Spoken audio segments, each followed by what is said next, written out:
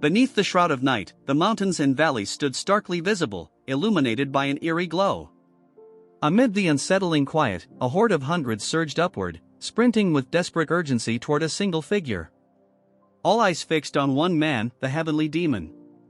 Suspended between earth and sky, radiating a power so vast it bent the very air around him, the heavenly demon observed the frenzied masses charging toward him, their weapons glinting with grim intent.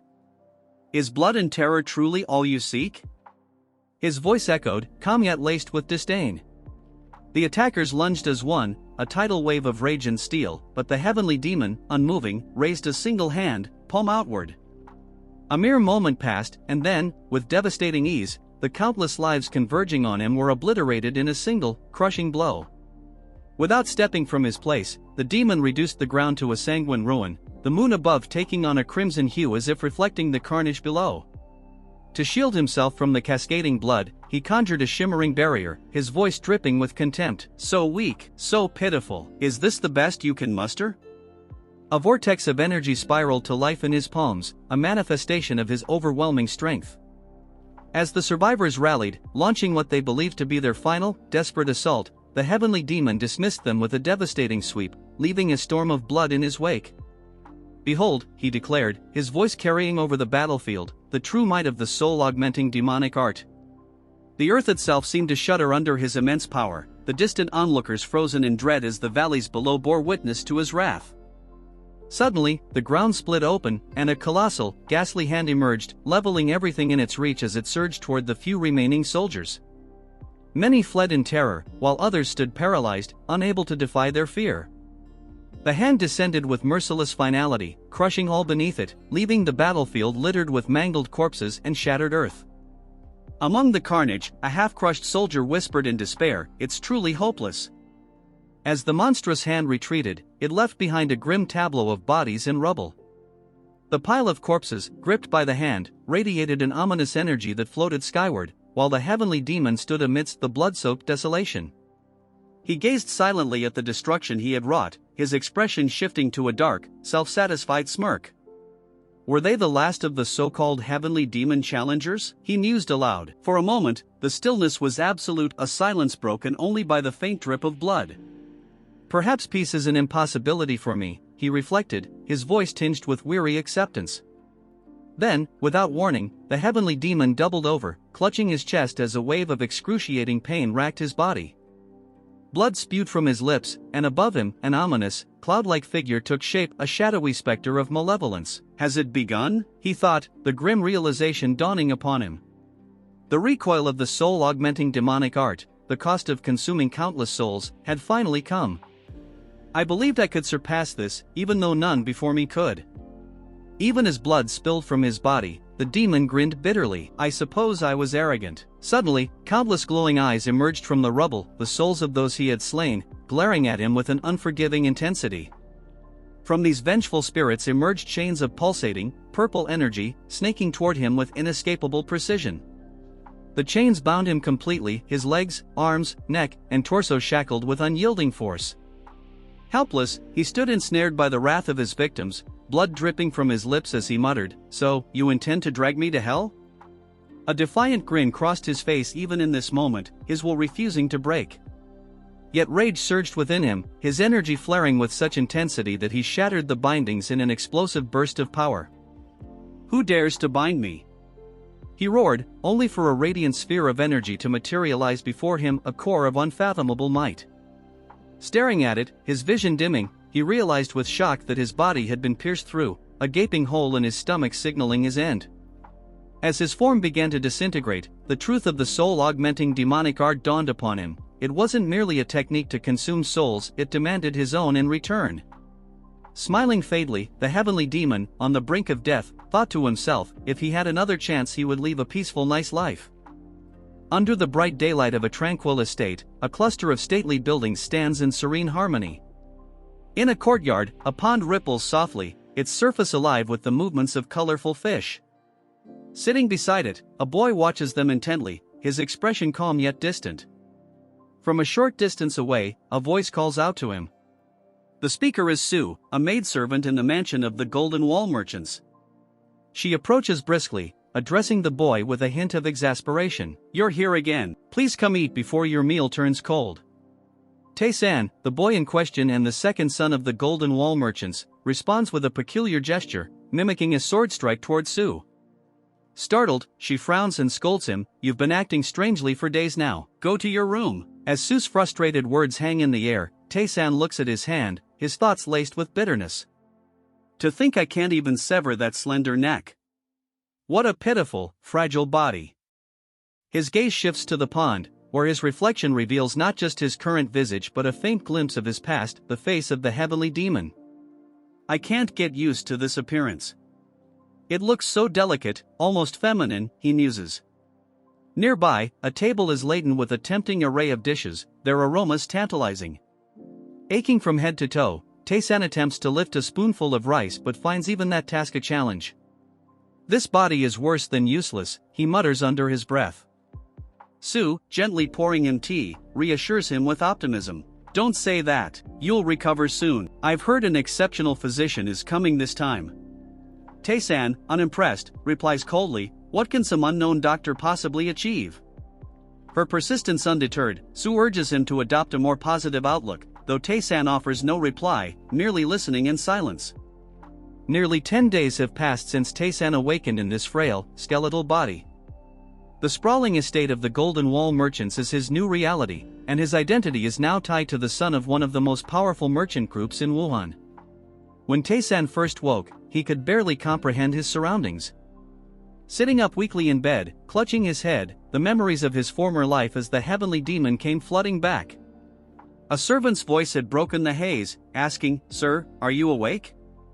The boy whose body he now inhabited was utterly helpless, unable to dress himself or even eat without assistance. Though his face was unervingly beautiful, his physical state was grim. Worse still, his meridians were severed, leaving him on the brink of death. "Even in a second life, I awaken in a body fated to die," he thought bitterly. Determined to survive, Taesan resolved to use the soul-augmenting demonic art to temporarily reconnect his meridians, reinforcing them gradually until they healed. But this plan posed a critical dilemma. He needed souls to fuel the technique. In his previous life, as the heavenly demon, obtaining souls had been simple, kill and claim. However, doing so now would bring the same disastrous consequences that led to his demise. As he sat in quiet contemplation, watching Sue sweep the courtyard, a faint smile touched his lips. "I won't squander this second chance," he vowed. The realization he had made in his final moments as the heavenly demon offered hope. If used differently, the soul-augmenting demonic art could reach heights no demon before him had ever achieved. Interrupting his thoughts, Taesan called out to Sue, her name catching her off guard. She turned to him, surprised. "I want to go out today," he announced, his tone resolute. "Really?" she asked, astonished but willing. "Where would you like to go? I'll take you anywhere." Taesan's response was as unexpected as his decision to leave. "To a courtesan's house," he declared, leaving Sue momentarily speechless. In the gentle afternoon light, Sue, the servant girl, cheerfully remarked, "Oh, a courtesan's house. That's wonderful." Her enthusiasm was short-lived as realization dawned on her, her face turning a deep shade of crimson. "A courtesan's house? Where did that come from?" she exclaimed, her voice a mix of embarrassment and shock. Taesan, unbothered, asked calmly, "Why are you so surprised?" Stammering, Sue suggested, "I think it would be better if Kyungwon went with you instead of me." Her flustered demeanor didn't faze Taesan, who maintained his stoic expression. When Sue, still blushing, nervously added, "You've never acted this way before." "It really caught me off guard," Taesan replied plainly, "Come with me, then." Her embarrassment only deepened as she quickly declined, "No, thank you." With that, Taesan stood and walked away, leaving Sue alone with her swirling thoughts. As evening fell, Taesan emerged, dressed impeccably in fine robes. Sue, adjusting the final touches to his attire, stole glances at him, her thoughts running wild. He's been acting like a completely different person these past few days. And now, he suddenly wants to visit a courtesan's house. Did something happen to him? Taesan, oblivious to her musings, glanced around and asked, "Where is Kyungwon? He was supposed to join me." Sue, smoothing his collar, reassured him, "He'll arrive on time. He's always training and looking out for you." Taesan, slightly exasperated, remained silent as Sue continued, her tone softening. I hope you won't be too hard on yourself, sir. It feels like you've given up on everything. Maybe try to hold on until the physician arrives. Her sincerity struck Taesan, and he thought, after all this time, I can finally sense the genuine care others have for me. For the first time in ages, he allowed a small, kind smile to form. This feeling, it's not so bad, he mused. Suddenly, Taesan's gaze shifted toward the door. He's here, he said quietly. Sue blinked in surprise. What? How did you know? She asked as a knock echoed through the room. The door opened to reveal a pair of strong, steady legs and a commanding presence. Entering was Kyung-won, the sword dragon, a warrior of the Golden Wall Merchants' elite corps. Bowing respectfully, he said, It's been some time since you summoned me, sir. Taesan studied him, noting the man's aura of honed energy. This man is like a blade, he thought. The Golden Wall Merchants are more formidable than I had imagined. Shortly after, the two were on horseback, riding through the streets as the city lights began to flicker.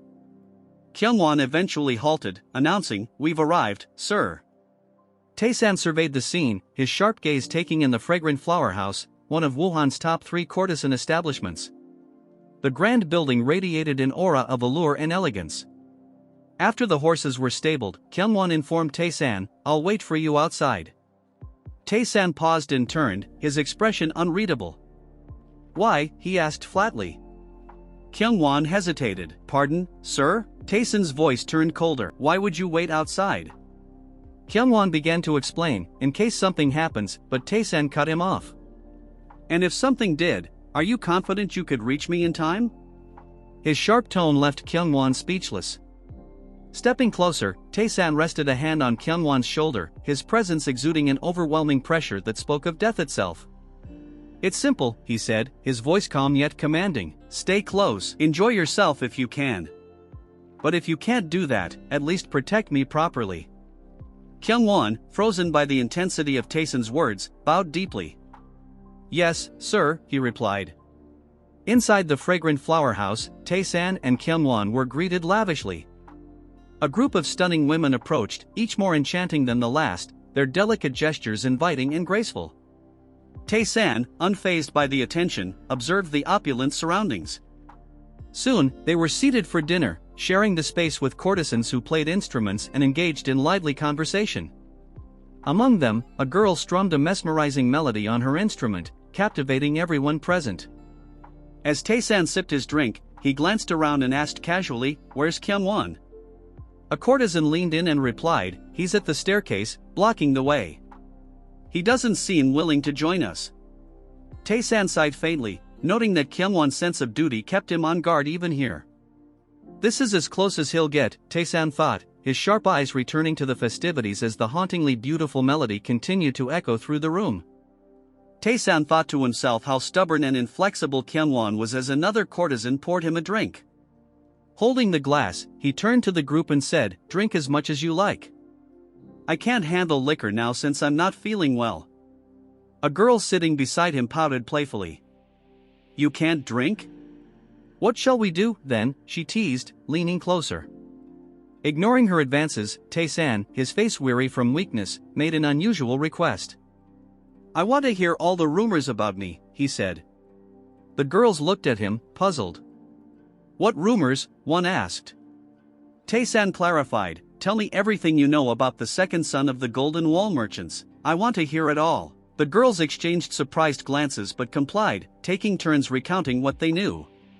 Time passed, and as evening transitioned into the vibrant nightlife, Taesan learned many details. The second son of the Golden Wall Merchants, it seemed, had a modest inheritance, 1,000 gold yangs, a small manor, and a few additional properties. Due to his frail health, he held little power or influence, while most of the family's wealth and authority had been allocated to his elder brother. The rumors about the elder son were widespread, with everyone in Wuhan seemingly aware of his prowess. As Taesan listened, he thought to himself how this was information he never would have uncovered if he had stayed confined at home. When he had heard enough, he stood abruptly. All right, enough chatter. Let's get started, he announced, rising from the table. The girls around him stared in surprise as he walked toward the door, pausing to survey them with sharp eyes. After a few moments, he pointed to one. "You'll do," he said flatly, leaving the others either blushing or gaping in shock. The chosen girl hesitated, her face a mixture of astonishment and nervousness, but she followed him into the room.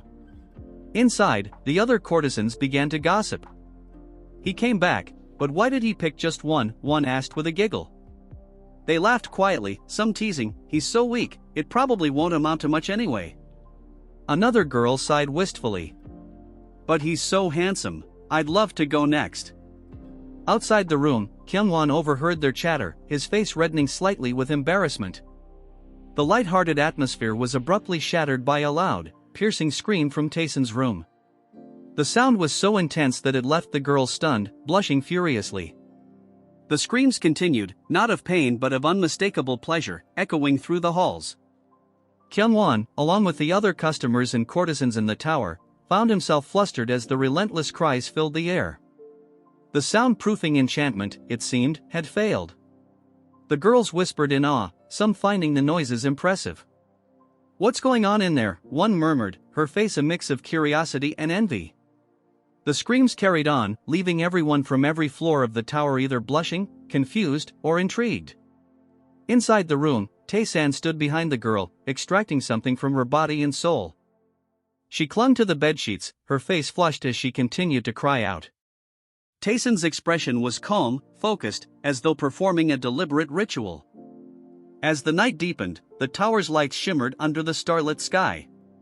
Finally, the door to Taesan's room opened, and he stepped out, radiating energy and vitality. Kyungwon approached hesitantly, his face uncertain. "Are you all right, sir?" he asked. Taesan smiled brightly, his tone filled with confidence. "I feel fantastic," he replied, his revitalized energy practically tangible. Behind him, the girl's hand could be seen clutching the bed frame. As Taesan descended the stairs, the other courtesans swarmed into his room, calling out the name of the girl who had been with him. Inside, they found her transformed, radiating beauty. Her complexion glowed, her eyelashes seemed longer, and her very presence felt ethereal. The courtesans crowded around her, exclaiming in amazement. "What happened? Did he give you an elixir or some magical potion?" they asked excitedly. The girl, her voice dazed yet serene, replied, "I can't remember clearly. But, my entire body feels light, as if I've been reborn." Her radiant beauty left the others speechless, their faces a mix of envy and awe as the mysterious energy of the night lingered in the air. Morning had arrived at the Golden Wall Merchant Estate, Taesan's home. A servant girl swept the courtyard, her movements punctuated by deep breaths, worry etched on her face as she fretted over the possibility that Taesan might have collapsed during his visit to the courtesan's house. Suddenly, the estate gates creaked open, startling her. She turned swiftly, her eyes widening in surprise as she recognized Taesan approaching with his bodyguard.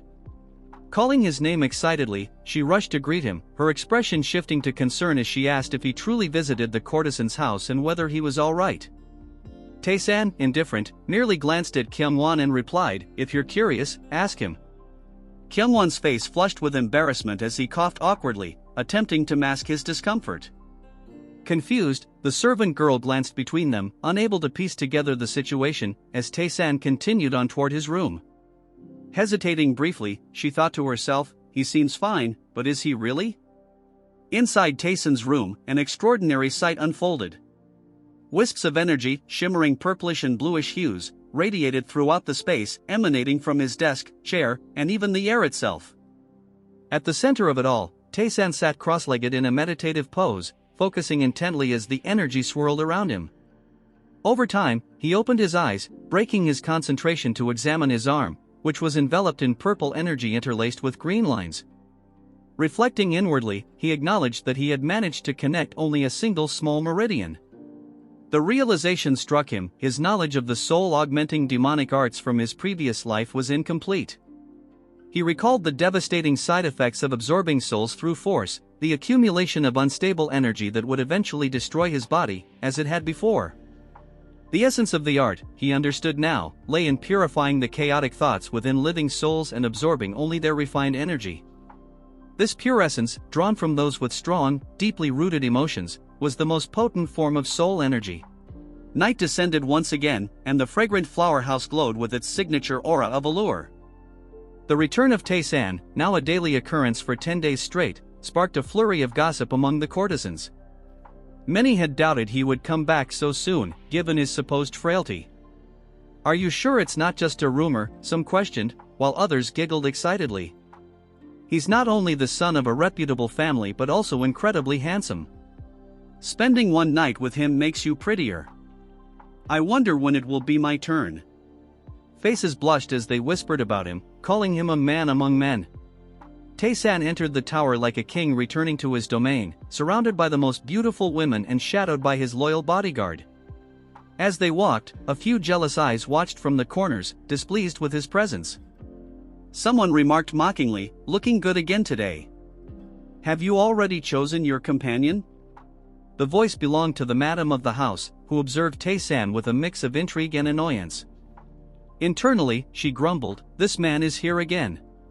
Her assistants murmured suggestions to reinforce the soundproofing enchantments, but the madam dismissed them with a sigh. "We've tried multiple times, it never works. Every time he comes, all the courtesans flock to him, and the enchantments fail. Our customers are unhappy, he's become our biggest problem." The madam's thoughts grew darker as she speculated aloud. "Isn't it odd? Someone supposedly on the brink of death is suddenly behaving like this. And why does he come here instead of the courtesan house owned by the Golden Wall merchants?" One of her subordinates, Phantom Shadow, offered to investigate the Golden Wall merchants, but she refused. "They're the most powerful merchants in Wuhan. If we act recklessly, it could lead to disaster. Just keep an eye on him, discreetly. I need to know what's happening in that room." Meanwhile, Taesan, flanked by radiant courtesans, surveyed their energy with sharp precision. To him, their auras glowed vividly, pulsing with potential. Halting abruptly, he pondered to himself, "Tonight, I'll take on a new challenge." Determined, he stepped forward, his path set amidst a sea of beauty and intrigue.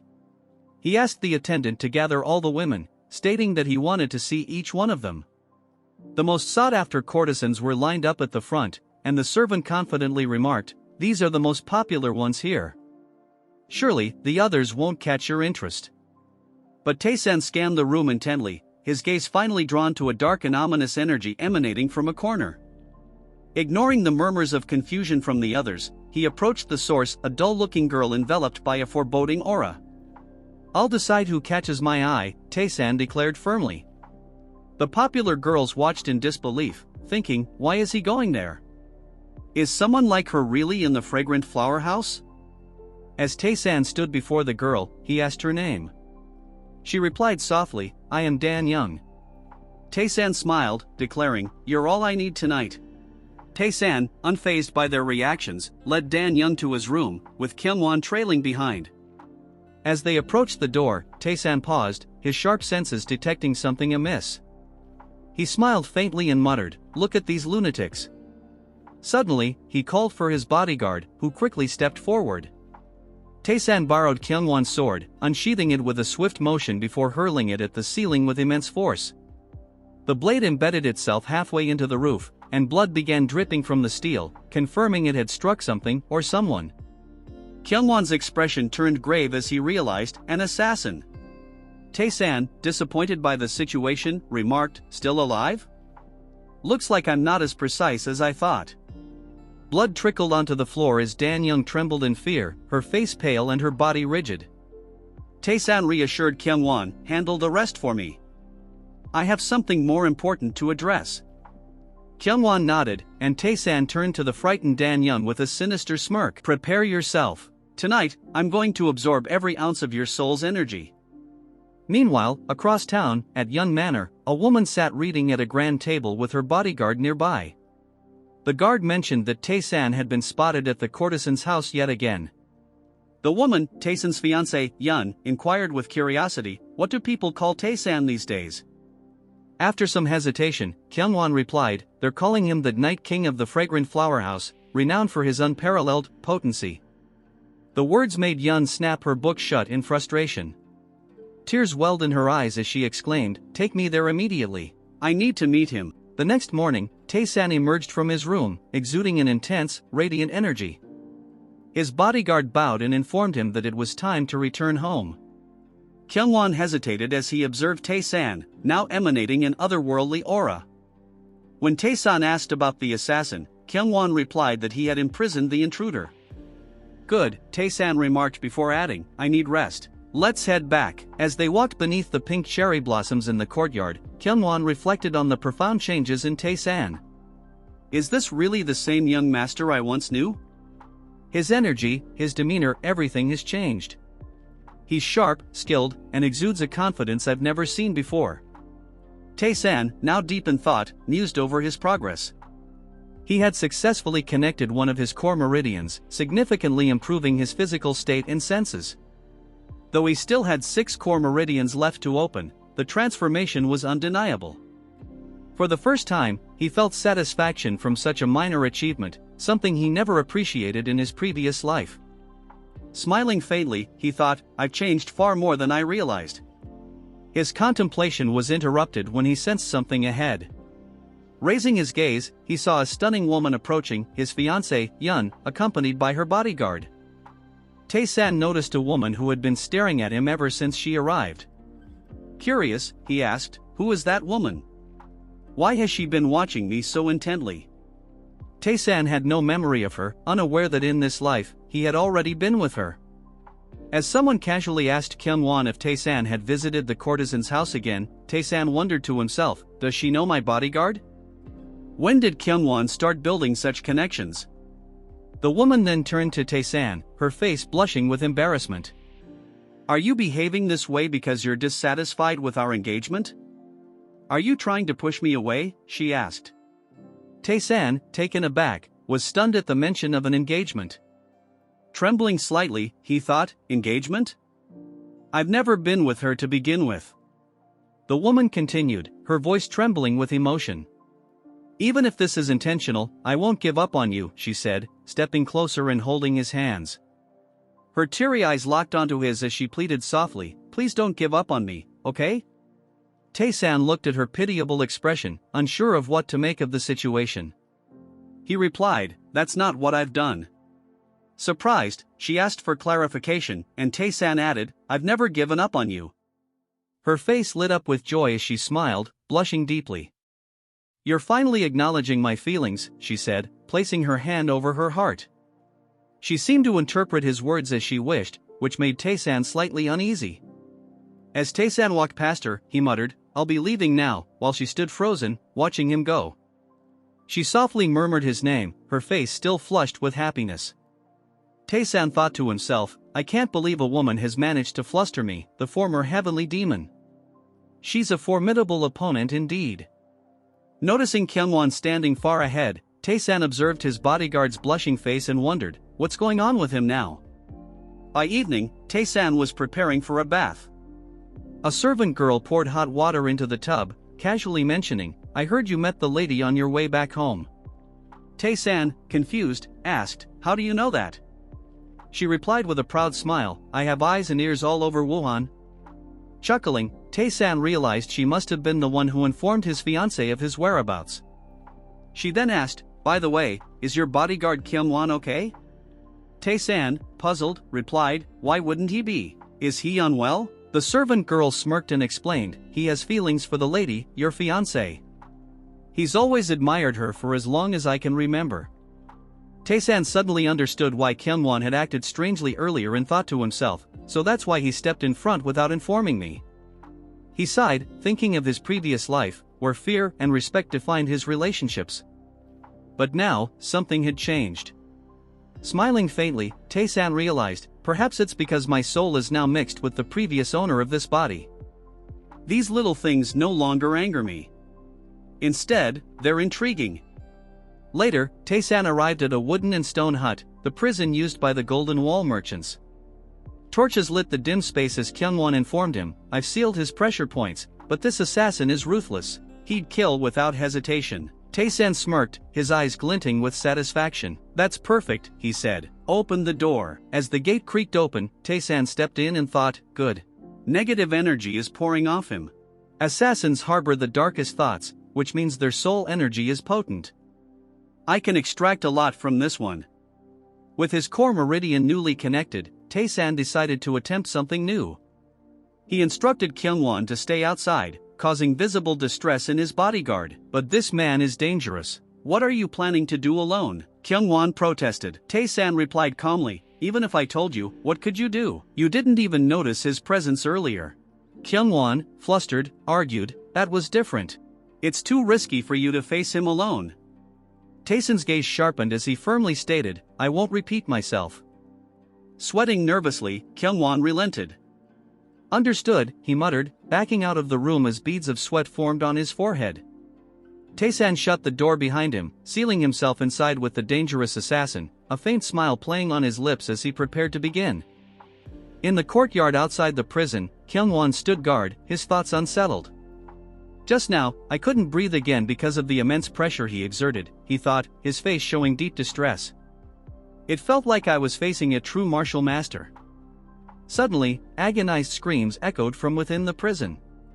Startled, Kyungwon gripped his blade, his stance tense. What is that sound? Could it be? Another scream pierced the air, followed by yet another, each one louder and more haunting. Kyungwon's mind raced. That's not the young master's voice. What on earth is happening in there?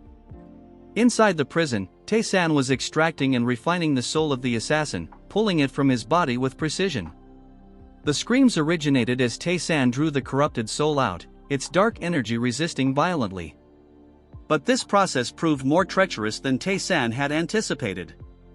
The soul was overwhelmingly polluted, making control difficult. Taesan gasped for air, his focus slipping as black smoke began emanating from his hands. Purifying soul energy leaves only the pure essence, he thought. But when the soul is too tainted, the impure energy merges. This is dangerous. For now, I'll have to rely more on the courtesan's house. Meanwhile, at the fragrant flower house, the madam paced anxiously, biting her nails.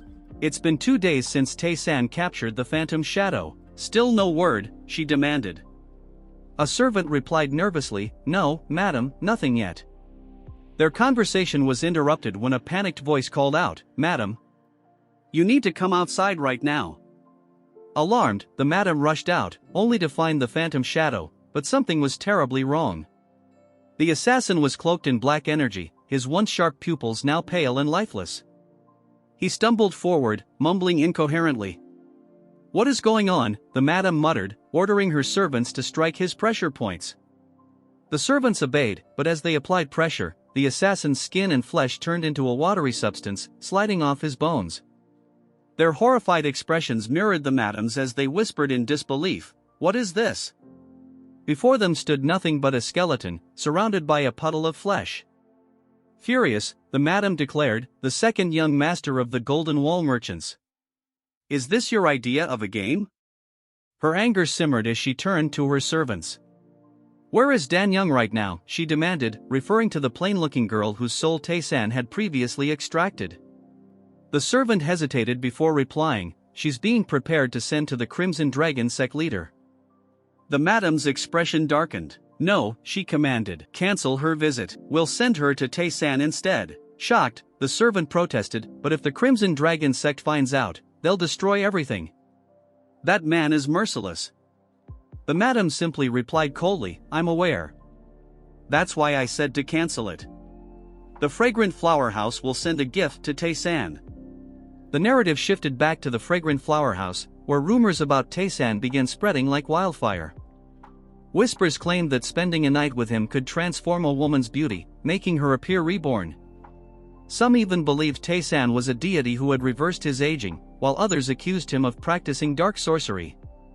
Initially dismissed as baseless gossip, the rumors gained credibility as more women confirmed their transformations. Among them was the woman whose soul Taesan had once refined. Now radiantly beautiful, she confessed, I wish to serve Taesan. Whether he's truly divine or something else entirely, I cannot resist. The madam, overhearing this, laughed sharply. Serve Taesan? Have you fallen for him? She mocked. When the woman offered no response, the madam continued, Did he promise to pay off your debts and claim you for himself? The woman shook her head. He didn't say anything like that, she replied. The madam's eyes narrowed as she sneered. Whatever he said, it doesn't matter. You belong to the fragrant flower house until your debts are paid. Obey me and prepare for your visit to the Crimson Dragon sect leader. That exchange, however, was in the past. Returning to the present, the same woman now stood outside the Golden Wall merchant's mansion, Taesan's home. Her heart pounded as she clutched her chest. I was supposed to be sent to the Crimson Dragon sect, but instead, I ended up here. Is this my fate? She wondered. Despite her nervousness, she resolved to meet him. What if he finds me filthy? Even so, I want to see him again, she thought. Her mind made up, she approached the ominous aura emanating from Taesan's room. Inside, Taesan sat cross-legged, deep in meditation. His body radiated intense soul energy as he worked to connect his meridians. A soft green light glowed around him, his unwavering focus evident in his closed eyes. Taesan's transformation was ongoing, the room filled with a powerful, foreboding energy as he continued his efforts. Taesan, still in his meditative stance, suddenly sensed something unusual. Opening his eyes with a composed expression, he focused intently in the direction of the disturbance. Before he could act further, a knock came at his door, followed by the voice of his servant girl. "Young master, you have a visitor," she announced.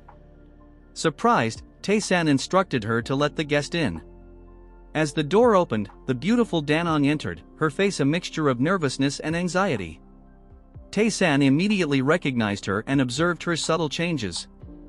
With a pounding heart, Danong greeted him, pouring her emotions into her words.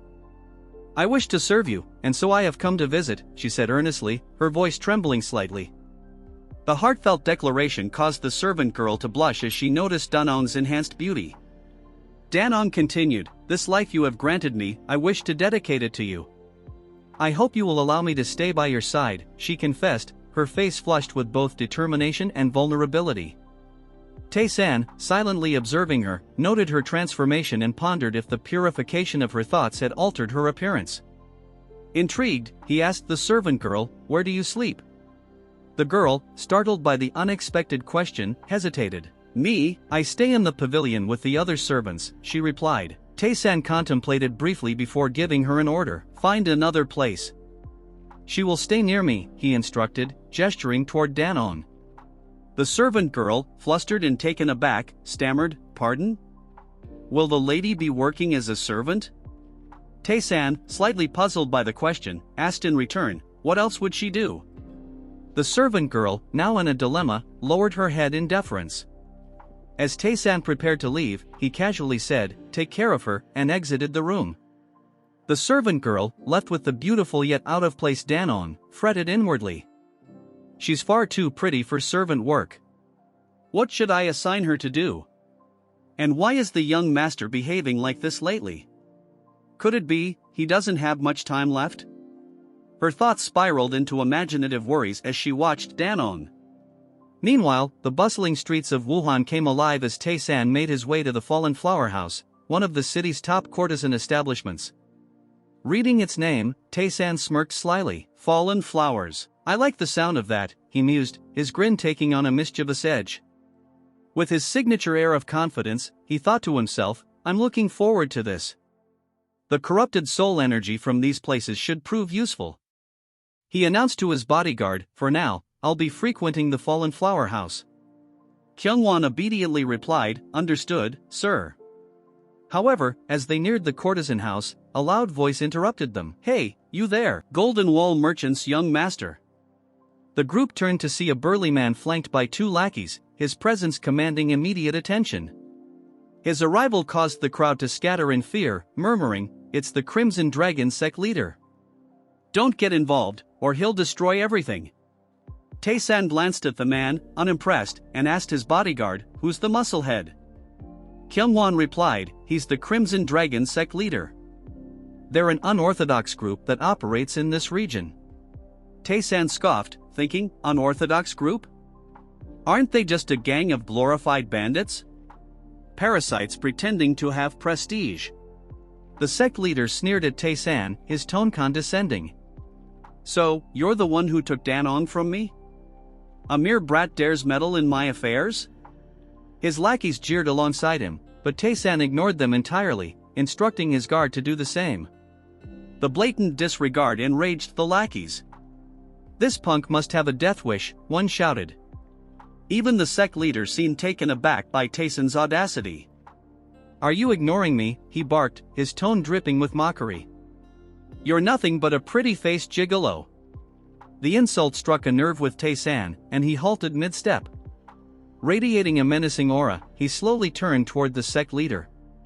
The very air seemed to darken as the shadow of the heavenly demon loomed behind him. "Gigolo?" Taesan repeated, his voice cold and venomous. "I already despise this face of mine, and you dare to mock me further?" His rage bubbled beneath the surface as he glared at the laughing sect leader. The man, oblivious to the danger, continued his taunts. "What's the matter? Scared already? You look like a helpless animal." Taesan's patience snapped, and his aura surged. He turned to his bodyguard. "Handle everyone except the sect leader. Leave him to me," he ordered. Kyungwon, unsheathing his blade, squared off against the lackeys, who rushed forward with cocky grins. "Let's see how tough you are," they shouted. Meanwhile, the sect leader laughed mockingly. "You hire a bodyguard to act tough? If you want to live, hand Danom over to me, and I'll let this slide." Taesan's gaze turned icy as he exhaled sharply. "Not a chance," he said, his tone cutting like a blade. His eyes bore into the sect leader. "You talk too much. Do you fight with that big mouth of yours?" The words struck a nerve, enraging the sect leader. The air around them grew tense as the confrontation reached its breaking point. "What did you just say, you little?" the Crimson Dragon sect leader growled, charging toward Taesan with his fist raised. "It seems you're eager to die today," he bellowed, vowing, "I'll ruin that gigolo-looking face of yours." As the man lunged, we see Kyungwon, Taesan's bodyguard, having already subdued the sect leader's lackeys.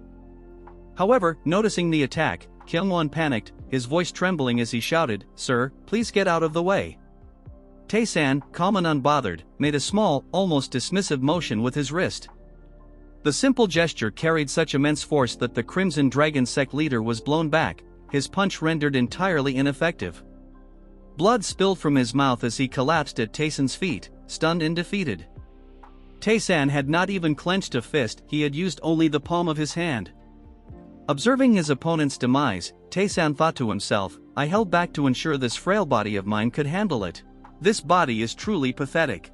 Kyungwon, shaken but alert, called out, "Are you all right, sir?"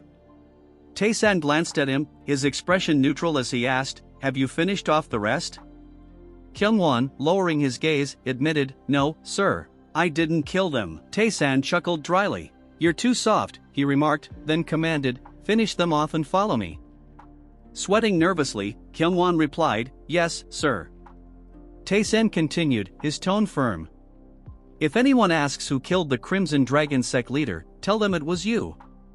I have no interest in being dragged into bothersome disputes." Standing over the lifeless body of the sect leader, Kyungwon nodded, though his mind raced. How did he kill the Crimson Dragon sect leader with just his bare hands, and in a single strike? Who on earth is he wondered, haunted by the memory of that power. "I caught that assassin by chance, but this is beyond comprehension." The scene shifted to morning. Taesan awoke, staring at his hand with a dissatisfied expression. "My body is in poor condition," he reflected. "I've already used up half the energy I managed to accumulate." As he turned, we caught a glimpse of a woman sleeping beside him, wrapped in a blanket. Unlike when I was the heavenly demon, this body breaks down too easily. Even the smallest exertion leaves it damaged, he mused, frowning. I know I was reckless, but as the heavenly demon, I can't tolerate being called a gigolo. Later, Taesan entered a room alongside Kyungwon. Spotting Lady Danon serving tea to a female bodyguard, Taesan asked curiously, "Why is Lady Yun's bodyguard here?" The female bodyguard, sensing Taesan's presence, turned her sharp gaze toward him.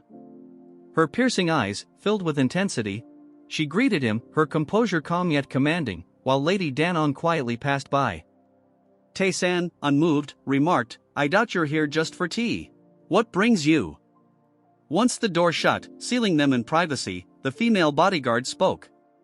"The servant I saw earlier, did you bring her here from the courtesan's house?" Taesan's mind wandered briefly before replying. Strictly speaking, she came on her own, but I don't feel like explaining all that. Instead, he said nonchalantly, what if I did? Kyungwon, startled by the blunt response, asked hesitantly, did you really bring her from the courtesan's house? However, the female bodyguard's keen eyes had already noticed something else, Taesan's partially open robe, revealing his bare chest. She asked pointedly, have you just returned from the courtesan? Taesan answered with his characteristic bluntness, yes. The female bodyguard bowed deeply, her head nearly touching her knees.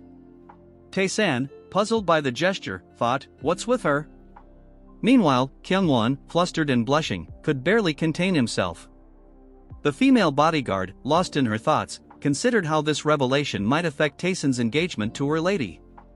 Taesan, still stoic, stood silently as Kyungwon trembled beside him, overwhelmed by the emotions swirling around them. The female bodyguard elaborated to Taesan that someone had sent a marriage proposal to his fiancée, and because it came from the prestigious Shunli clan of the Miram Alliance, the Y Manor Master, cornered by the situation, decided to break off the engagement. However, she clarified that the decision wasn't final, as she vehemently opposed the idea.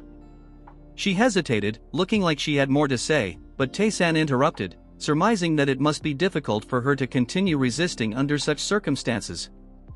I doubt you're here just to inform me of this, he added, asking if the manor had sent her out of concern that the Zhengli clan might harm him. She confirmed this, explaining that Haren had specifically ordered her to protect him. As she began explaining more about the Zhengli clan, Taesan cut her off, calling them vile bastards. She frowned, warning him not to speak so openly, but he simply smirked, commenting that the Zhengli clan had abandoned the other clans and fled during the war against the Heavenly Demon, yet still lived so despicably. Pushing his chair back, he remarked, in any case, since you're here to protect me, I'm curious to see what you can do. The scene shifted to that night as they walked through the forest. Taesan commented, almost to himself, that he had finally found someone worth challenging and that he might be able to connect the second meridian tonight. You trailed behind him, glaring at his back, while Kyungwon stole nervous glances at her, and Taesan, clearly annoyed, remarked, you don't have to follow me if you don't want to. You immediately replied, that's not it. This is the least I can do. Taesan shrugged. Do as you please, he said. Suddenly, Taesan stopped walking, causing Kyungwon and you to freeze in confusion. Kyungwon asked, what's wrong? Taesan glanced into the darkness and asked, how many are there? Kyungwon, puzzled, tried to sense the surroundings and soon noticed 3 figures hiding in the trees behind them. He quickly informed Taesan, who corrected him, no, there are 4. The one you missed must be pretty skilled. Moments later, 3 men jumped down to confront them, one of them saying, I guess an ambush won't work anymore.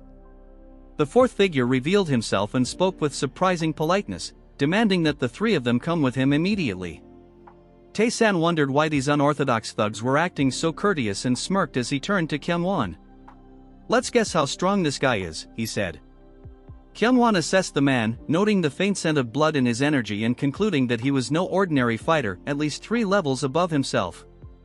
Taesan grinned, nudging Kyungwon forward. Go find out if your guess is right. As Kyungwon stepped forward, the 3 men in front of him suddenly froze, their bodies stiff and unresponsive. They looked at one another in alarm, unable to comprehend what was happening. Kyungwon walked calmly between them, not needing to lift a finger. The 4th man laughed mockingly. You think you can take me on alone? Your energy is impressive, but stop acting tough and come quietly. The man launched an attack that Kyungwon barely dodged, the blade grazing his hair. As the attacker prepared a finishing blow, Kyungwon caught his sword, unsheathing his own blade to parry the strike, which pushed the man back. Without hesitation, Kyungwon advanced, and the 2 began trading blows. After 4 fierce exchanges, the man admitted he had underestimated Kyungwon, surprised by his skill despite being just a merchant's bodyguard. Tightening his grip on his weapon, the man leapt into the air for a decisive strike. You, growing anxious, urged Taesan to intervene. Taesan, unimpressed, replied, it's not so bad. It'll be over with this next move.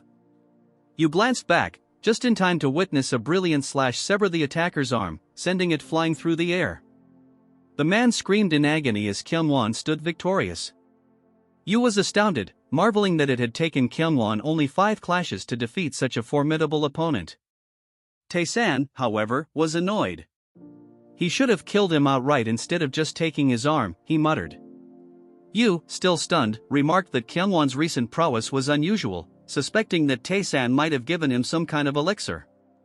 Taesan dismissed her thoughts, snapping, "Stop standing around, deal with the others. Don't kill them, just block their pressure points. I have questions for them." Yu obeyed immediately, unsheathing her blade and dashing forward with precision. Her strikes landed flawlessly, paralyzing one man with a blow to the back of his neck and another with a hit under his armpit. She paused, scanning the area for the final assailant. Suddenly, Kyungwon shouted, "Taesan, get back!" Yu quickly realizes the assassin slipped past her, and as she turns in panic, all she can do is watch helplessly as the man lunges toward Taesan, aiming to stab him directly in the throat. At the last moment, Kyungwon intervenes, grabbing the assassin's head and slamming him into the dirt. Taesan, startled, questions what Kyungwon is doing, then glances back to where Kyungwon had come from, deducing that he had chosen to save him instead of pursuing the escaping assassin. Taesan mutters that Kyungwon is far too soft. Kyungwon apologizes for letting the assassin get away, but Taesan, while initially critical, reflects and remarks that if he were still the heavenly demon, such a failure would have been unforgivable, and he would have killed Kyungwon on the spot. However, with a surprising smile, he sighs and tells Kyungwon to forget it, instructing him instead to gather the captured assassins in one place. Once the three subdued assassins are assembled, Taesan asks what they should do with them. As the men lie on the ground, Taesan suggests that killing them would be the simplest solution. One of the assassins immediately starts pleading for his life, promising to answer all of Taesan's questions. Taesan observes the man, wondering why he is so eager to betray his allies, and sarcastically says that since no one's talking, he'll just kill them all. The desperate man begins spilling everything, revealing that they are from the Crimson Dragon sect and were acting under the orders of the vice sect leader. He explains how, earlier that morning, they assaulted someone who refused to pay protection fees and vandalized his inn when he wouldn't serve them. The man rambles on, betraying more details as his companions glare at him, silently wishing he would shut up. Eventually, Taesan cuts him off, saying he's heard enough. The man cautiously opens his eyes, realizing with relief that Taesan walking away means they might survive. Taesan tells Yu and Kyungwon to keep the assassins alive as long as they remain cooperative and to bring them along when they leave. Yu, baffled, questions where Taesan is going, especially after all that just happened, and expresses disbelief when he heads toward a courtesan house. At the Fallen Flower House, muffled moaning is heard from inside, though Yu knows full well it's likely screams. Sitting outside the door in awkward silence, Kyungwon avoids eye contact, turning his head away as Yu glances at him. She comments on the absurdity of the situation, asking if he's sure this is fine, but Kyungwon insists they just need to wait until morning. Yu studies his uneasy reaction, wondering if this is always how things play out. Meanwhile, the muffled noises from inside continue. Inside the courtesan house, the three captured assassins are tied up, staring blankly at the ceiling, looking pitiful. Time passes, and as sunlight streams through a window, Taesan emerges from the room. He pauses, surprised to see everyone still waiting for him. Noticing the assassins are alive, he questions why they weren't dealt with, reminding them that his instructions were to spare them only if they kept talking. He mutters that it would have been more amusing if they had been left in the room with him. Yu silently thinks Taesan is a beast, while the captured men see him as an unstoppable hero. Kyungwon reports that the assassins have been very talkative and provides a summary of their confessions. He explains that their orders were to capture Taesan and bring him to the Crimson Dragon sect. As for the identity of the escaped assassin, Kyungwon reveals its information only the Crimson Dragon sect leader knows. Taesan reflects on the escaped assassin, noting that the man was far from an ordinary martial artist and would have been a challenge for any typical bodyguard. Kyungwon's unexpected strength had likely thrown their enemies off guard. Taesan reasons that it would be too obvious for the Zhengli clan to be directly involved in this. Deciding to return to the estate first, he orders Kyungwon to bring the captives along, and Kyungwon replies obediently, "Yes, sir." Back at the estate, Taesan places his hands on a door, pushing it open as he announces his plan to cast restrictions on the captured men. Turning to Yu and Kyungwon, he tells them to pay close attention because he's about to teach them some useful martial arts. Both are stunned by this unexpected opportunity to learn from him. Taesan begins by introducing a simple restriction technique, emphasizing the importance of mastering control over their inner energy. He explains it step by step, leaving you and Kyungwon impressed. Though unfamiliar with this particular technique, they quickly grasp the fundamentals, marveling at its intricacy. Taesan approaches one of the captives, placing his hand on the back of the man's neck. He warns him that this will be done lightly but sternly adds that disobedience will result in blindness. The man panics, attempting to protest, but before he can finish, Taesan activates the restriction. The technique leaves the captive trembling on the floor, utterly shaken. Turning to Yoo and Kyungwon, Taesan instructs them to try applying restrictions to the remaining two captives. Yoo finds herself wondering how Taesan knows such techniques and why Kyungwon is so willing to follow his every order. With a mischievous grin, Taesan suggests they create a restriction ensuring the captive's testicles will explode if they betray his commands. The men immediately break into terrified protests, their eyes watering as they scream, "Hell no!" Yoo and Kyungwon watch the humorous scene unfold, with Yoo internally hoping the comic relief trio stays alive a while longer. At the same time, the scene shifts to a pavilion where a man named Won, Taesan's uncle, sits at a table reading a note. The message indicates that the fragrant flower house still hasn't acknowledged their involvement in recent events. Speaking to his son, Baek Sangil, the future master of the pavilion, Wong states that persistent pressure will eventually expose a vulnerability. He dismisses the note, remarking that regardless of their acknowledgement, the situation should be exploited to secure greater benefits for the Golden Wall merchants. He points out that the fragrant flower house, while outwardly a courtesan house, is actually an intelligence network, and now is the time to bring them under the merchants' control. Sangil agrees to handle it and awaits further orders. Wong asks if there's any other news. Sangil replies that with the death of the Crimson Dragon sect leader, a power struggle has emerged within the sect, and it appears they're on the brink of splitting into two factions. He adds that external forces seem to be influencing the turmoil. Wong listens intently, understanding that the situation could provide new opportunities for their goals. Sangil cautiously asks his father if he thinks they might be involved without explicitly naming anyone. Wong, however, doesn't hold back and confidently states that it's most likely the Golden Heavenly Alliance. He advises Sangil to keep a close watch. The Golden Heavenly Alliance, a coalition of merchants in Wuhan, outwardly claims to promote coexistence but is secretly plotting against the Golden Wall merchants. Wong speculates on what they might be scheming, and Sangil promises that if they notice any suspicious activities, they'll act immediately. An awkward silence falls between them for a moment before Wong clears his throat and changes the subject, mentioning that he's heard people calling Taesan the Night King lately. He asks Sangil if he knows of any medicines or special foods Taesan has been using to improve his health. Sangil shakes his head, explaining that Taesan has exceptional stamina, but it comes at the cost of his health, and no one knows when he might collapse. Despite this, Taesan pours all his energy into his goals, even though it's bound to shorten his life. Wong pauses, acknowledges this grim truth, and then unexpectedly admits, with a hint of envy, that he finds Taesan's determination admirable. Later in the day, Sue is startled, demanding to know what's going on as she stares at the three captured men. Taesan explains that she mentioned needing extra labor, so he brought some. She's skeptical, saying they look peculiar, but Taesan dismisses her concerns, telling her she doesn't have to use them if she doesn't want to. She also notes that Taesan seems to have become strangely considerate lately. Taesan, ignoring her remarks, raises his hand and starts naming them, Black 1, Black 2, and Black 3, collectively calling them the Blacks. The men, initially stunned, immediately drop to their knees in gratitude, emphatically agreeing and declaring their love for the new names. Taesan, clearly pleased with himself, walks away cheerfully, telling Sue that those are their names now and she can use them however she pleases. Sue tries to call after him, but he interrupts to ask where Kyungwon is, saying he hasn't seen him. She informs him that Kyungwon is training, prompting Taesan to grumble about how Kyungwon spends his life in endless, solitary dedication. At the training hall, Kyungwon is hard at work. He recalls Taesan's fight against the Crimson Dragon sect leader, marveling at how Taesan had defeated him with a simple, light strike to the chin.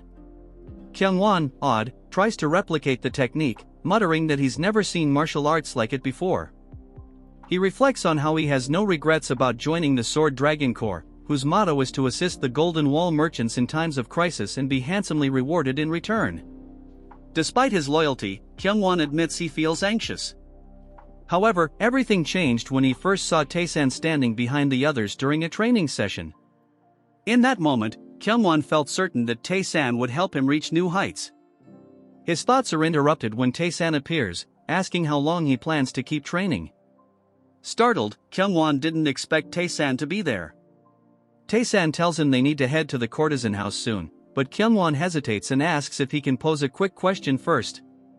Taesan agrees, curious, and Kyungwon asks whether Taesan plans to continue hiding. Taesan pauses, confused, and asks what he means by hiding. Kyungwon explains that after everything, the assassin, the Crimson Dragon sect leader, and now the restriction technique, he's certain there's more to Taesan than meets the eye. Taesan begins to internally panic, realizing that Kyungwon might have figured out his true identity. He curses himself for underestimating Kyungwon, whom he'd thought of as a mere musclehead. As much as he has grown to like Kyungwon, Taesan wonders if he has no other option but to kill him right then and there to protect his secret that he is, in fact, the Heavenly Demon. Taesan wonders what to do and if he has no choice but to kill Kyungwon. To his surprise, he gets on his knees and starts begging, wanting help. This shocks Taesan as he is unable to figure out just what is happening in front of him. Kyungwon explains that he heard that people with severed meridians are geniuses. Since Taesan has severed meridians, he wonders if he can take in him as disciple. Hearing this, Taesan doesn't know what to say since he was expecting something else. Taesan thinks that Kyungwon is probably thinking that he is a martial master who is hiding his martial capabilities. Kyungwon tells Taesan that he wants to get stronger and seek revenge. Our boy tells him to explain, and he elaborates that he wants to kill the ones that destroyed his sect. Hearing this, Taesan tells him to not let revenge become the motivation for his actions. Hearing this, Kyungwon is confused since he expected a different answer. Taesan with a stern face tells him that there are countless people who lost their sects, and he is just one of the many. Hearing this answer, Taesan remains silent, unable to come up with answer. Taesan, looking the other way, tells him that those who use their personal emotions as motivation don't last long. So people just end up falling off and disappearing eventually when their feelings subside. So like some saint, he advises Kyungwon to have the pure desire to become stronger. Hearing this, Kyungwon quiet for some time since he is at a loss of words, as Taesan turns around telling him that if he does as he said, he will be able to take revenge whenever he wants. Kyungwon puts his hands together and decides to follow his orders. At night, as they walk under the moonlit bridge, Taesan notices bodyguard Yu and tells Kyungwon to stop acting clueless person and talk to her. Since Kyungwon tries to play dumb, he tells him not to feign ignorance. As for bodyguard Yu, she sighs, thinking to herself that she cannot believe that they are following the same routine every day, unable to comprehend what the young miss sees in someone like him. All of a sudden, the smell of blood surrounds the air. Kyungwon tells Taesan that he is unable to smell anything. Hearing this, Taesan tells him that he is dumb, that he can only sense with his nose. Taesan figure out that the one following them is the one who lost his arm earlier, and funny enough, he can sense another presence which he brought along. Taesan informs Kyungwon that there are two of them, so he orders him to kill one of them first. Hearing this, he instantly disappears following his orders. Bodyguard Yu is useless, so she is unable to sense anything, until a sharp weapon passes through her, but a hand grabs it. Taesan easily grabs the hidden weapons and tells Yu that if she keeps standing around on days, she will surely die. Hearing this, she is shocked because she is unable to comprehend just what is happening in front of her eyes. Since she is dumb, Taesan help her out and point the location of that assassin, reminding her to get her act together and do her best. Moving on to the cripple, he gets excited, ready to attack our boy. Bodyguard Yu managed to block his fierce attack. As she stares at him with intent, he tells her that she is weaker than the one she fought previously. Hearing this, she gets irritated and loses her calm, while she really is dumb. As she charged towards him like a barbarian, he set her into a trap as an explosion surrounds her. Using this opportunity, he charges towards Taesan, ready to end him. You figured out that he created an opening from the start, and at this rate he will get killed by this turd. Moving on to the turd, he charges towards Taesan, thinking that he managed to stab him as the sword moves right through him. Instead of getting scared, Taesan starts laughing, telling him that at times like them he can easily tell who the inexperienced one right away. The turd realized that instead of stabbing him, his sword was caught by Taesan. Before he can take any more screen time, Taesan uses a simple karate chop aimed towards his neck. in an instant he drops to his knees vomiting a pool of blood. Bodyguard Yu is shocked to see just what is happening in front of him. She is unable to believe that Taesan managed to defeat him in one strike. Taesan tells her to stop going into a daze while fighting. As she apologizes for her mistake, Taesan tells her to take the fainted assassin along since they will find something on him. Checking on the body, Officer Yu figures out that he died instantly, but she cannot fathom since all he was just strike the guy with his hand.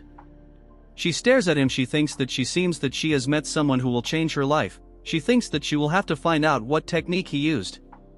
Under the moonlit sky deep in the forest, as Taesan and Yu walk through the forest, Taesan tells her that based on her performance she is too weak to protect him. She doesn't have a reply, so Taesan wants her to train together with Kyungwon from now on. She wonders if Taesan will accept her as his disciple, thinking about Kyungwon and that she has forgotten something major. She tells Warrior Yu that he will take care of himself. Since she is shocked, he says that she can go and fetch him if she likes.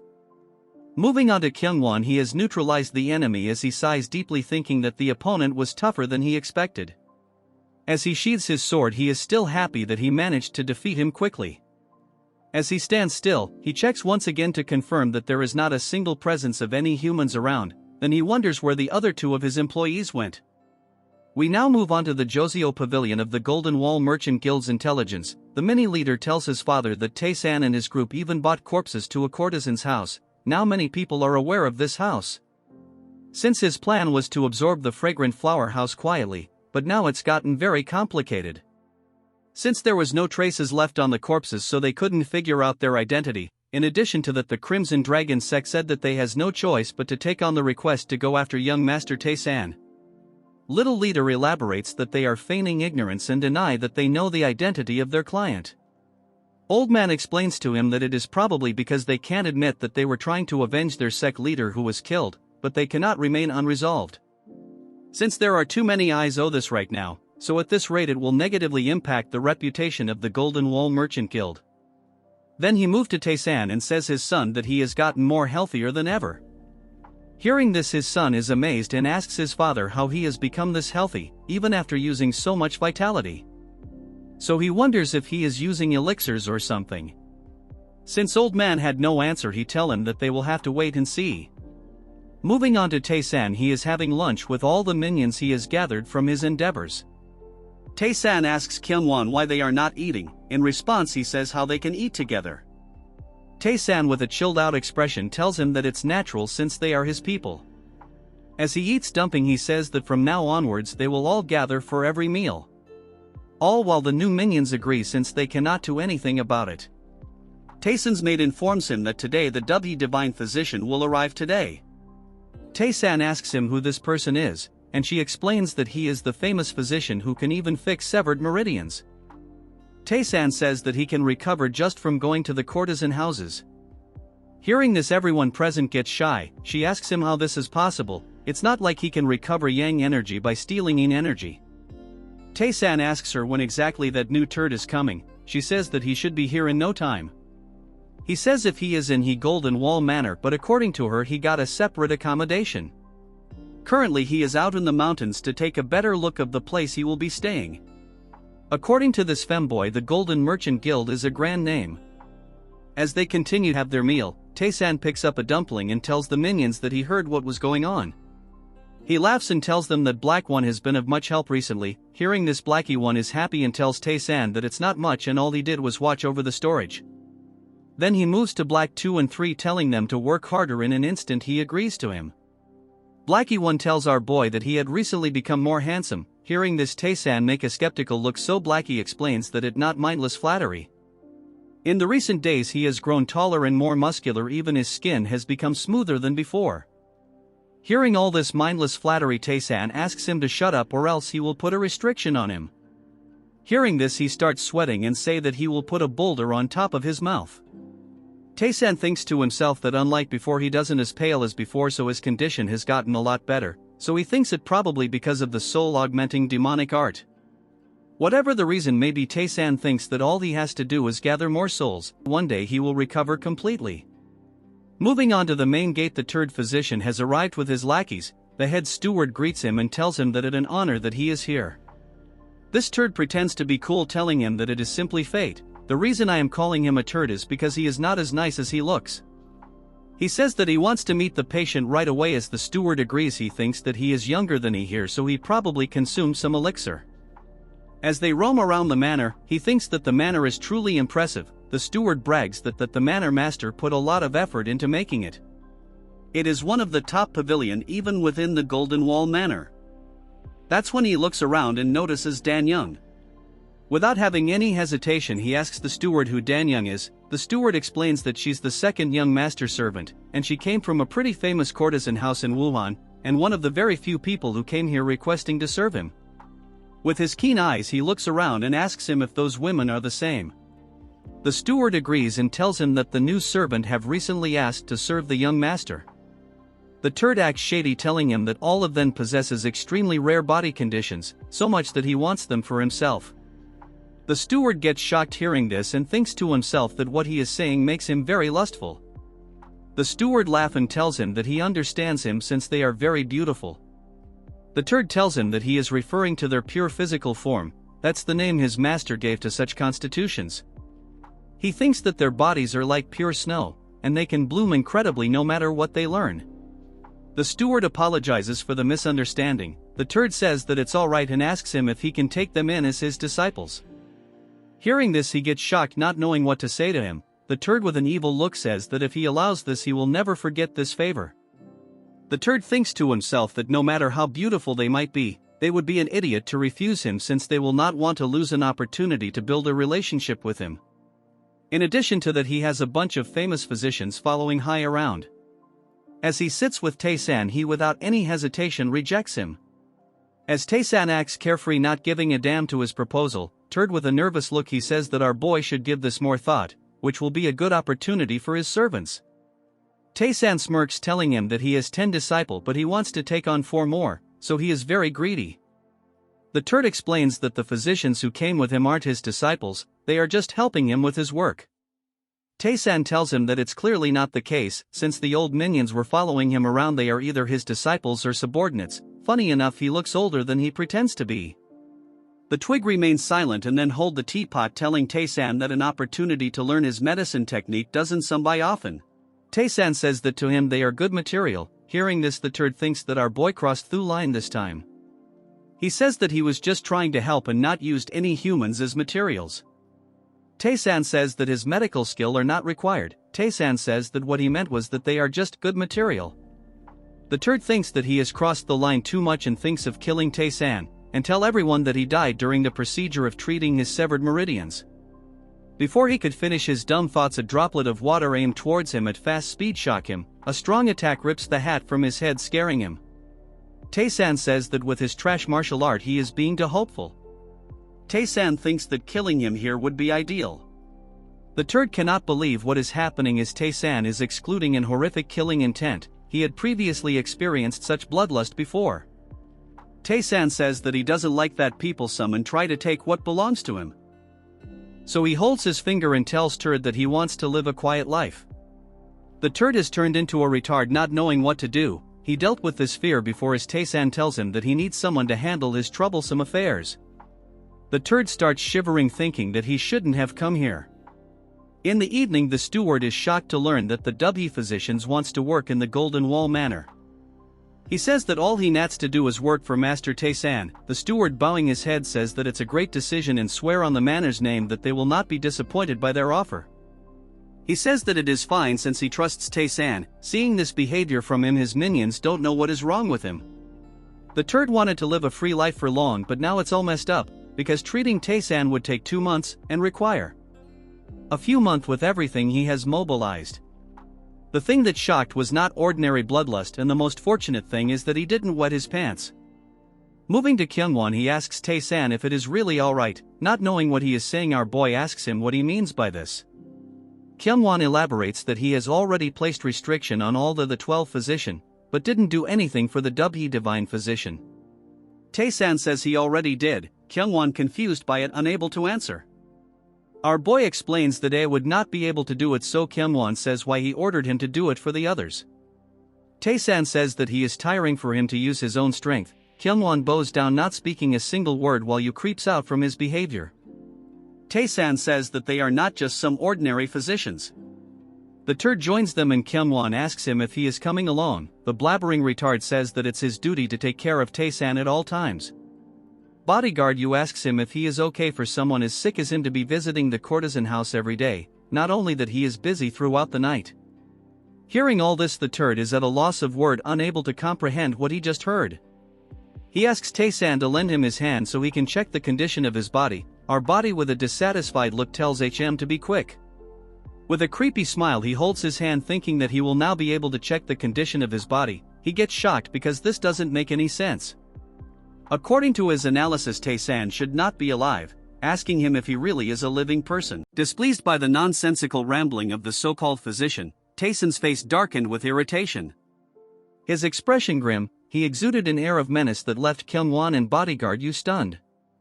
They couldn't believe the audacity of this man to speak so flippantly to someone like Taesan. In a tone laced with deadly intent, Taesan asked if the physician found it impressive that he was still alive after examining his pulse.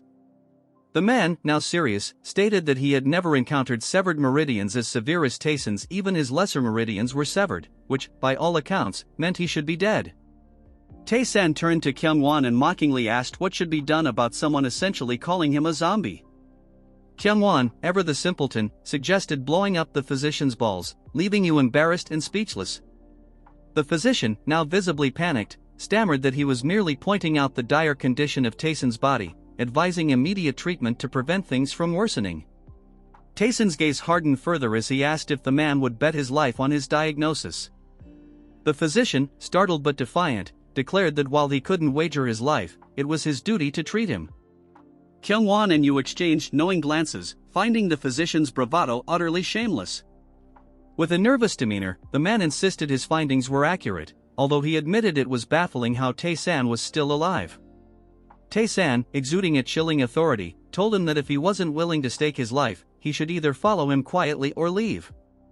Reluctantly, the physician agreed to follow, all the while wondering how Taesan managed to function with such a damaged body. As they walked, the physician, ever the chatterbox, inquired how Taesan had heard of him. When Taesan revealed he didn't know who the man was, the physician smirked and called him a joker, speculating aloud whether Taesan was affiliated with a cult and if the Golden Wall Merchant Guild was a branch of it. Kyungwon and Yu listened in stunned silence as the physician's incessant blabber continued. Finally, Taesan, his patience worn thin, released a wave of killing intent and demanded to know what cult the man was babbling about. The sheer bloodlust in Taesan's voice sent shivers down the physician's spine as he realized the gravity of his foolishness. Frightened, he quickly decided it was best to retreat, with Kyungwon and Yu keeping a close eye on him. The following morning, at the physician's residence, he sat at a cluttered desk, books strewn around him. He reflected on the previous night, recalling the frenzy of a certain woman and the events that followed. While the courtesans he encountered weren't as elegant as the women of the Golden Wall Merchant Guild, their pure physical forms intrigued him. What shocked him even more was that Taesan had seemingly spent the entire night with them. The physician concluded that Taesan must possess a technique capable of transforming the body into a state of pure physical form, likely spending hours using this mysterious method. Despite his curiosity, he decided to focus on making a good impression on Taesan to glean more information. A maid interrupted his thoughts, informing him that Taesan was looking for him. Nervously, the physician followed her, wondering what Taesan could want this time. Seated across from Taesan, he felt distinctly uncomfortable. Taesan, his expression sharp, acknowledged the physician's medical skills. Sweating profusely but trying to maintain a confident front, the physician boasted about his expertise, claiming there were likely only 5 people in the world more skilled than him. Taesan sighed, unimpressed, lamenting that he hadn't secured the best healer in the world. The physician elaborated, conceding that even his skills paled in comparison to legends like the Poison Demon, the Healing Immortal, and the Needle Eccentric. Yu chimed in, asking if the demonic cult had any notable physicians among their ranks. The physician's tone turned serious as he explained that the demonic cult had 2 exceptional physicians, though one had vanished. Their disappearance became even more pronounced after the demonic cult isolated themselves using an enchantment of isolation, effectively cutting them off from the world. You confirmed that this enchantment couldn't be undone without a specific key. Taesan, silently listening, recognized the enchantment as the mystical heaven enchantment, the pinnacle of the demonic cult's magical techniques. He knew its activation required the death of the cult leader, while its dissolution required the emergence of a new leader. In his previous life, Taesan had ensured the deaths of all potential candidates for cult leadership, making it nearly impossible for the enchantment to be broken.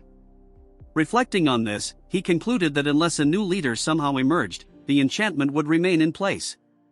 Shifting the conversation, Taesan asked if the physician could reattach severed limbs. The man, with a sly grin, confidently claimed he could reattach almost anything. While movement might not be perfect if something had been torn out, cleanly severed limbs could be reattached flawlessly.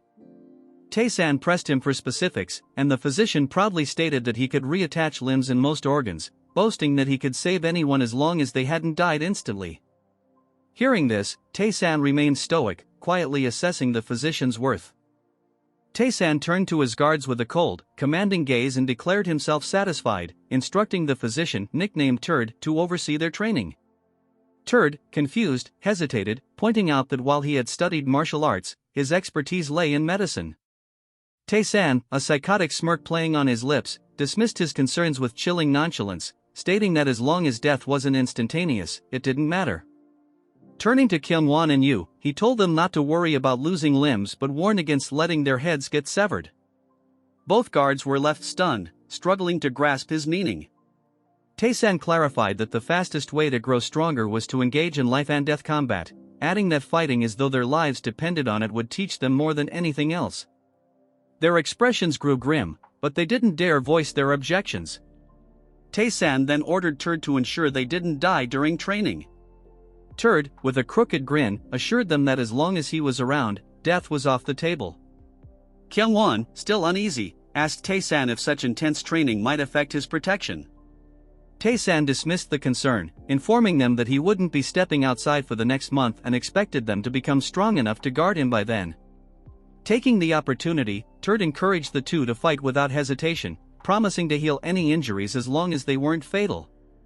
With a sinister laugh, he reassured them that this method had proven results, secretly recalling that it was once a technique used by the distant heavenly demon sacred cult. A month later, in the training grounds, Kyungwon and Yu clashed ferociously. Kyungwon swung his sword with lethal intent, barely missing Yu but leaving a deep graze on her cheek. Yu retaliated without hesitation, her blade slicing through the air to leave a brutal wound on Kyungwon's lower chin, causing him to stagger in shock. Their duel was interrupted by slow clapping, drawing their attention to Turd, whose unnerving grin and psychotic demeanor sent shivers down their spines. He declared it was time to apply his infamous physical injury bomb. At the sight of the dreaded bomb, both combatants visibly paled. Kyungwon tried to make an excuse, claiming his wounds weren't severe enough to warrant treatment, but Turd, relentless and sadistic, insisted that Yu needed extra bomb, emphasizing its painful effects. Just as Turd was about to apply the mixture, Taesan entered the scene, his sudden presence catching everyone off guard. The guards, desperate, begged Taesan for mercy, revealing that the bomb was a form of torture. Turd, clearly nervous, questioned why Taesan was out so soon, reminding him that he had planned to remain secluded for a month. Taesan smirked, reminding Turd of his earlier declaration, and offered his hand for a pulse reading. Turd hesitated but eventually complied, his expression shifting to one of disbelief as he examined Taesan's restored meridians. Taesan laughed, revealing that he had spent the entire month strengthening the meridians he had hastily connected in the past. He explained that his soul energy, once wild and destructive, had become tightly bonded and incredibly resilient. Though difficult to control in its current state, he believed that continued restoration would eventually lead to the perfect physical body. Returning his attention to Turd, Taesan exposed his deceit, ordering him to stop intentionally making the physical injury bomb so agonizing and to change its composition immediately.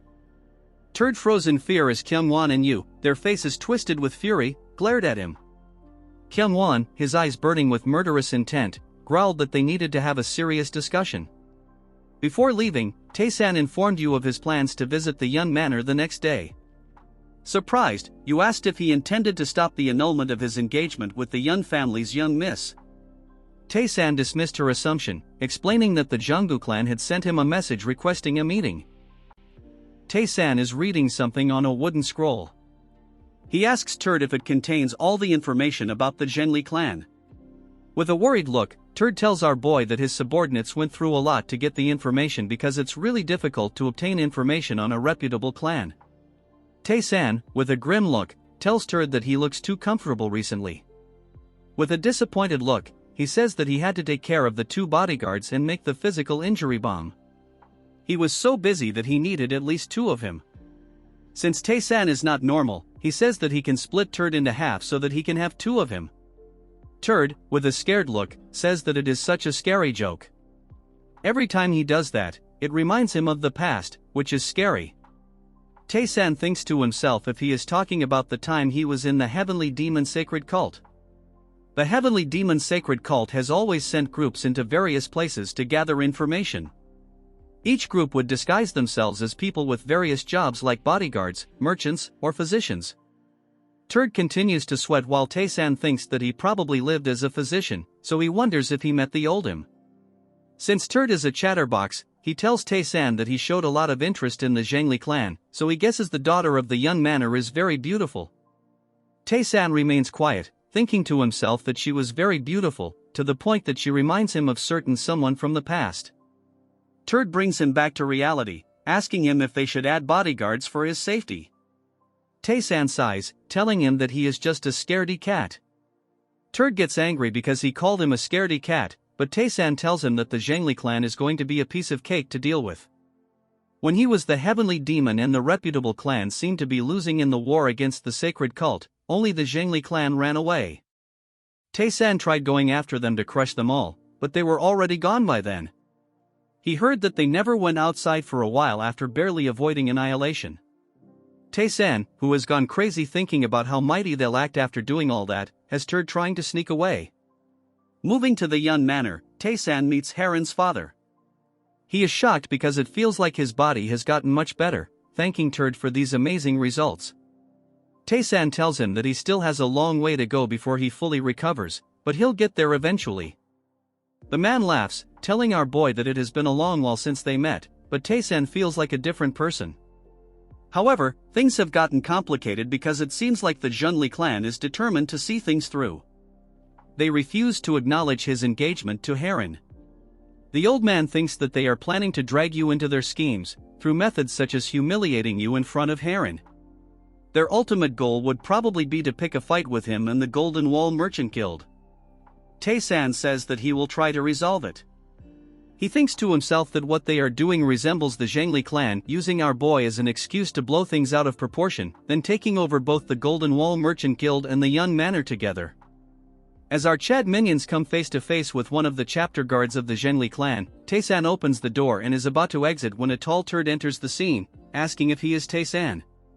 Our Chad, looking at him, instantly figures out that this Turd is going after his fiancée.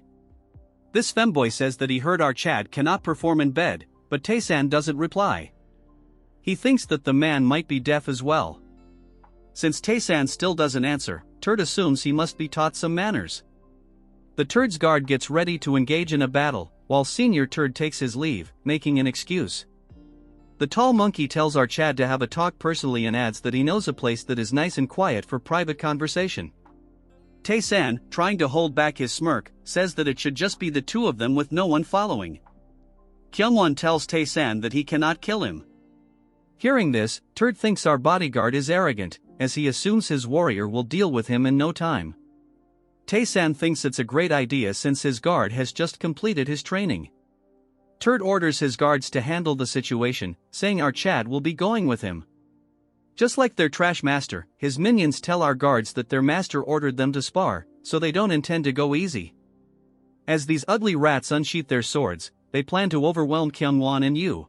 Senior Todd watching from the sides thinks this is an interesting turn of events, since they seem to be the elites of the Zonggi clan. He smirks thinking that facing them will be fun to see the fruits of their training. Since he hates fighting, he decides to take his leave. Moving to a secluded place with beautiful scenery, the Turd wearing a skirt brags to Taesan how this is a beautiful place.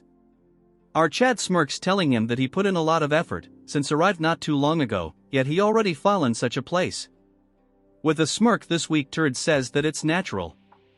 since he has been waiting for this moment ever since he got here. Ugly Turd tell our psychopath that he is quite good at pain on others. Taesan smirks, telling him that he looks forward to it. Before that, Taesan wants to know what he actually wants, since he is not doing all this because you really want to marry Haran.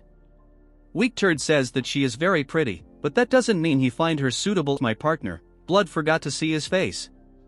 His ambitions are too grand for a mere young manner. Meanwhile, Turd launches a sneak attack on our Chad but realizes he has struck a tree and cannot spot Taesan.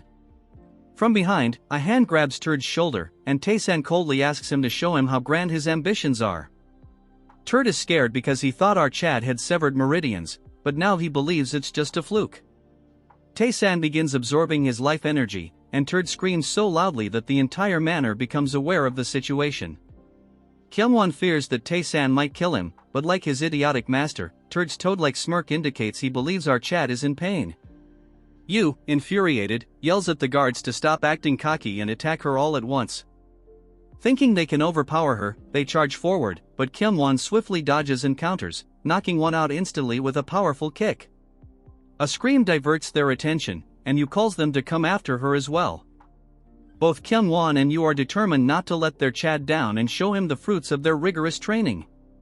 Meanwhile, Taesan, still draining Turd's energy, mockingly asks him where his confidence has gone. With a menacing look, he tells Turd that he will only extract half of his energy since he has decided not to kill him. By the end, Turd is left a quivering wreck, resembling a rotten cucumber. This part starts at the Yun Manor. With intent in her eyes, Yu destroys one of her enemies. In a matter of seconds she destroys all her enemies, and sheathes her sword, all while Kyungwon stands in awe. She tells Kyungwon that she was doubtful at first but finds it hard to believe that she pulled it off. Our boy tells her that he has complete trust in Taesan. She fills him honestly that she never expected that they could defeat warriors from the Zonggi clan. She wonders who really our boy Taesan is. Kyungwon tells her that he is not sure about it. But he is certain about one thing, that if it were not for Taesan they would be the ones lying on the ground. In the past our boy told them about the Zhengli clan's weakness before they came to the Yun Manor. It was as if our boy predicted everything. At first he had his doubts, but while fighting them he realized that he could predict all their moves. Thanks to information our boy gave them beforehand. While he is busy glazing our Chad, Yu thinks that he has gone senile. We now move on to Turd. He was strolling when he turns around to see Taesan accompanied by Junior Turd. Turd greets our boy, and Taesan asks him what he is doing here. Turd tells our boy that he stood down because he was of no use there. Taesan says he misunderstood what he said. Our chat meant that why they are still not done with dealing with those trash. Turd tells Taesan that they are reputed warriors of the Zhengli clan. Taesan with a serious tone tells Turd that they still lack training. He orders him to double the intensity of their training. Before Turd could finish, our Chad gets past him and tells him that he cannot stand that his people are weak. Turd thinks something for a second, then he smiles and moves on to greeting our Chad. Later at that day on the dining table of the Yun Manor, Taesan is sitting next to Haran and all she does is steal glances at our boy, but she gets irritated after seeing Junior Turd sitting across her. Seeing her angry look, her father looks at him and gets shocked to see that this Turd is not in a good condition. With a tense look, he says that earlier today he had a solo meeting with our Chad, wondering if everything went well. Hearing that our Chad met with him, Haran gets nervous, asking our Chad if he is really alright. Taesan with a serious look asks her why he would not be alright.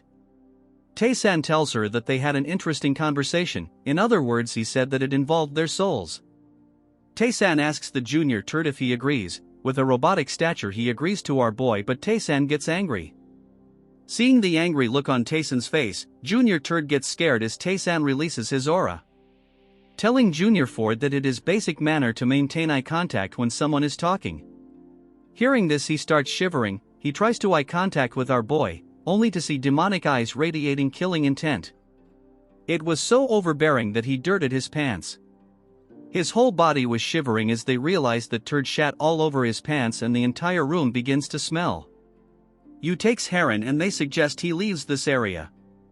Taesan sits at the table as the workers rush into the room. Taesan enjoys his drink and laughs seeing the drama happening. We now move on to some other place where someone is very angry. He is the patriarch of the Zhengli clan, and he is furious because of his son. A guard tells him that he will get his people to conduct an investigation for now. He elaborates that the guards were much stronger than he had thought. But the leader thinks it is dumb because 11 of their warriors got beaten up one-sided. The chief administrator tells him that they are investigating to check if the young manor had helped them.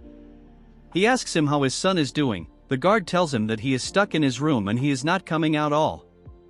But there is more to it. There is something wrong with his martial arts, but they cannot figure out the reason.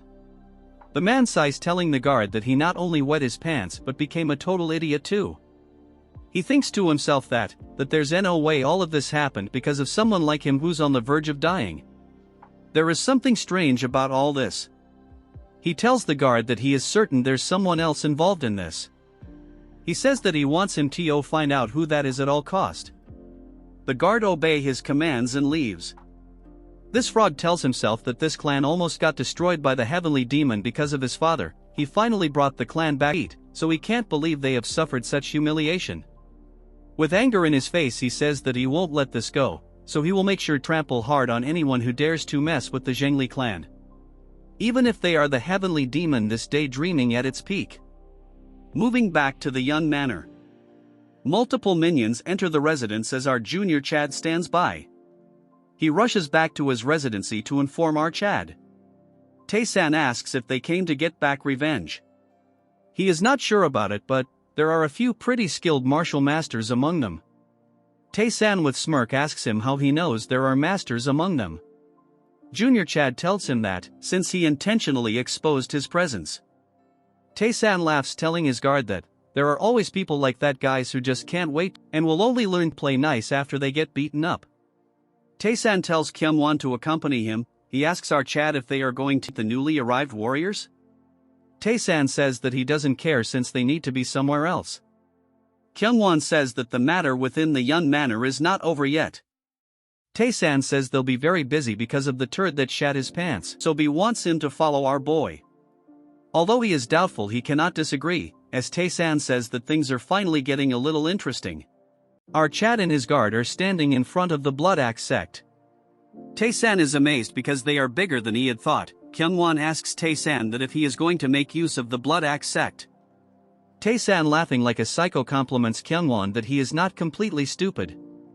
He elaborates that although the Blood Axe sect is the strongest unorthodox faction in Donghu, they are giving money to the Zhengli clan behind the scenes, so he unsure if they will do what he wants.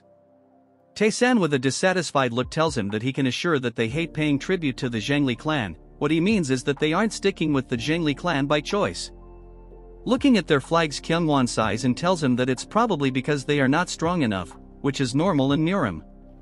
Taesan with a calm and collective look tells him that it's not because they are not strong enough but because they are weak to the core. So they are paying tributes as they know struggling is meaningless. With a straight face, he asks Kyungwon if he knows what happens to such people.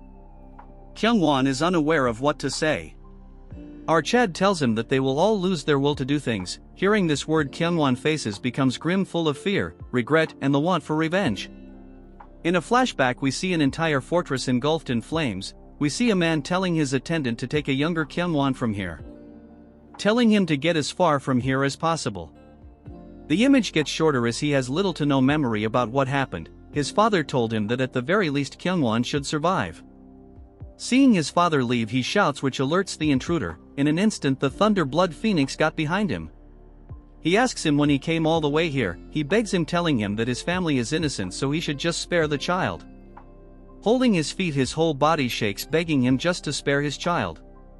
This fake strong turd tells him that one day he will probably come looking for him to avenge his father, and when that time comes it will be hard to accept his request.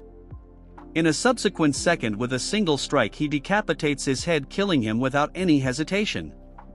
As his lifeless body lies on the ground, the memory starts to fade away as memories of being too weak floods his mind. There is no meaning to life as he thinks that being too weak is more of a sin. Moving to the present, he grips his hand, telling him that being weak is a sin. So what are those weak supposed to do then?